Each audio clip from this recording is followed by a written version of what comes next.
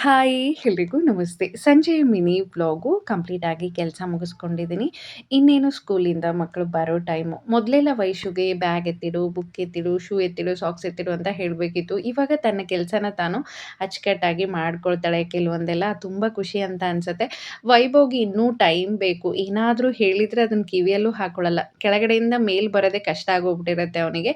ಇನ್ನು ಬಾಕ್ಸ್‌ಗೆ ರೊಟ್ಟಿ ಕೊಟ್ಟಿದ್ದೆ ಕಂಪ್ಲೀಟ್ ಆಗಿ ಖಾಲಿ ಮಾಡ್ಕೊಂಬಂದಿದ್ದಾರೆ. ನಾನಿಲ್ಲಿ 1 ಕಪ್ ಟೀನ ಕುಡಿದ್ಬಿಟ್ಟು ನೈಟ್ ಊಟಕ್ಕೆ 1 ಪಾಟ್ ಮೀಲ್ ಥರ ಟೊಮೊಟೊ ರೈಸ್‌ನ ಮಾಡ್ಕೊಳ್ತಿದ್ದೀನಿ. ಇದು ತುಂಬ ಟೇಸ್ಟಿಯಾಗಿರುತ್ತೆ ಅಂತ ಏನೂ ಇಲ್ಲ. ಚೆನ್ನಾಗಿರುತ್ತೆ, ಬೇಗ ಆಗೋಗುತ್ತೆ ಅಂತ ಹೇಳಿ ನೈಟಲ್ಲಿ ಆದಷ್ಟು ಬೇಗ ಆಗೋ ಥರನೇ ಮಾಡ್ಕೊಂಡ್ಬಿಡ್ತೀನಿ. ಮಕ್ಕಳು ಟ್ಯೂಷನಿಂದ ಬರೋದ್ರೊಳಗಡೆ ಮಾಡಿಕೊಂಡು ಬಂದ ತಕ್ಷಣ ಸ್ವಲ್ಪ ಏನಾದರೂ ಹೋಮ್‌ವರ್ಕ್ ಇದ್ದರೆ ಮಾಡಿಸಿ, ಬೇಗ ಊಟ ಮಾಡಿಸಿ ಮಲಗಿಸ್ಬಿಟ್ರೆ ಬೆಳಗ್ಗೆ ಕೂಡ ಬೇಗ ಹೇಳ್ತಾರೆ ಅಂತ ಹೇಳಿ ಈ ಅಭ್ಯಾಸ ತುಂಬಾನೇ ಒಳ್ಳೆಯದು. ನೈಟ್ ಎಷ್ಟು ಬೇಗ ಮಲ್ಕೊಳ್ತಾರೋ ಬೆಳಗ್ಗೆ ಅಷ್ಟೇ ಬೇಗ ಹೇಳ್ತಾರೆ ಅಂತ ಹೇಳಿ. ಇನ್ನು ನನಗೆ ಒಬ್ಬರು ಕಾಮೆಂಟ್ ಹಾಕಿದ್ರು, "ನೀವು ಪ್ರತಿಯೊಂದಕ್ಕೂ ಬಾಳೆ ಎಲೆನ ಬಳಸ್ತೀರಾ? ನಿಮ್ದೇನು ಹೊಲ ಇದೆನಾ? ಅಥವಾ ಶಾಪಿಂದ ಏನಾದರೂ ತಗೊಳ್ತೀರಾ?" ಅಂತ ಹೇಳಿ. ಖಂಡಿತ ಹೊಲ ಇಲ್ಲ ಏನೂ ಇಲ್ಲ. ಶಾಪಿಂದನೇ ತಗೊಳ್ಳೋದು. ವಾರಕ್ಕೆ ಎಷ್ಟು ಬೇಕಾಗುತ್ತೋ ಅಷ್ಟನ್ನ ತರಿಸ್ಕೊಂಡು ಕಟ್ ಮಾಡಿ ಎತ್ತಿಟ್ಕೊಂಡಿರ್ತೀನಿ. ವಾರ ಇಡೀ ಬಳಸ್ತೀನಿ. ನನಗೆ ಅದು ತುಂಬ ಖುಷಿ ಕೊಡುತ್ತೆ.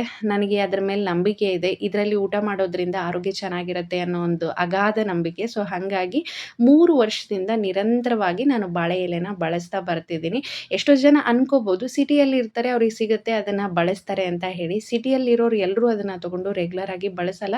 ಅದೊಂದು ಫ್ಯಾಷನ್ ಅಂತಾನೆ ಹೇಳ್ಬೋದು. ಸೊ, ಮಕ್ಕಳ ಆರೋಗ್ಯದಲ್ಲಿ ಸುಮಾರು ವ್ಯತ್ಯಾಸಗಳು ಕಂಡಿದ್ದೀನಿ. ಸೊ, ಹಾಗಾಗಿ ನಂಗೆ ತುಂಬ ಖುಷಿ ಇದೆ. ಇನ್ನು ನನ್ನ ಮನೆ ಕ್ಲೀನ್ ಆಗಿರೋದಕ್ಕೆ ನನ್ನ ಮಗ ಕೂಡ ಅವಾಗವಾಗ ಹೆಲ್ಪ್ ಮಾಡ್ತಾನೆ ಇರ್ತಾನೆ. ನೈಟ್ ಟೈಮಲ್ಲಿ ಊಟ ಮುಗಿಸ್ಕೊಂಡು ಕಂಪ್ಲೀಟಾಗಿ ಕಿಚನ್ ಕೆಲಸ ಮುಗಿಸಿ ಮಲ್ಕೊಂಡ್ಬಿಟ್ರೆ ಮತ್ತೆ ಬೆಳಿಗ್ಗೆ ಫ್ರೆಶ್ ಆಗಿ ನಾವು ಕೆಲಸನ ಸ್ಟಾರ್ಟ್ ಮಾಡ್ಬೋದು. Please subscribe. Thanks for